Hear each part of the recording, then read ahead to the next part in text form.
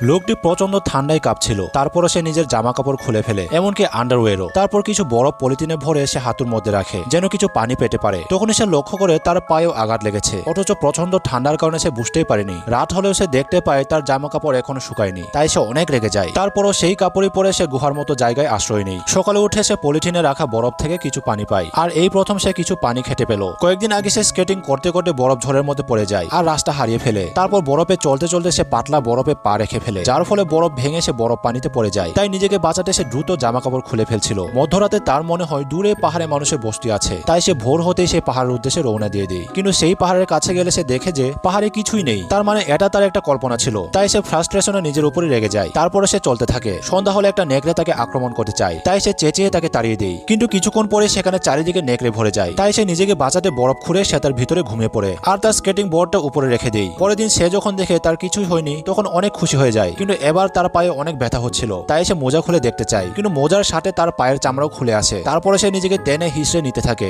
আর call করতে চায়, কিন্তু ফোনের চার্জও শেষ হয়ে গিয়েছিল। 4 দিনের মাথায় সে নিজের পায়ের ক্ষত চেক করে আর দেখে যে তার পা পচে যাচ্ছিল। কিন্তু বেঁচে থাকার জন্য সে পায়ের কিছু চামড়া তুলে খেয়ে ফেলে। তারপর সে চেষ্টা করে পাহাড়ের চূড়ায় যেতে, যেন রেডিও সিগন্যাল দিতে পারে। তখন সে একটা হেলিকপ্টার যাওয়ার শব্দ শুনতে পায়, তাই সে খুশি হয়ে চিৎকার করতে থাকে। কিন্তু গাছপালার কারণে হেলিকপ্টার মানুষ তাকে দেখতেই পায় না আর সেখান থেকে চলে যায়। তাই লোকটি অনেক আপসেট হয়ে যায়। সে বুঝে ফেলে এবার হয়তো তার মৃত্যুর সময় এসে গেছে, কারণ উঠে দাঁড়ানোর শক্তিও তার আর নেই। তাই সে শেষবারের মতো তার মাকে মেসেজ দেয়। তারপরে সে জ্ঞান হারিয়ে ফেলে। তখনই রেস্কিউ টিমের কাছে তার রেডিও সিগন্যাল ডিটেক্ট হয়ে যায় আর তারা তাকে হেলিকপ্টার উদ্ধার করে। প্রায় 7 দিন পর সে অ্যান্টার্কটিকা থেকে জীবিত ফিরে আসে। তবে পচে যাওয়ার কারণে তার পা দুটো কেটে ফেলতে হয়।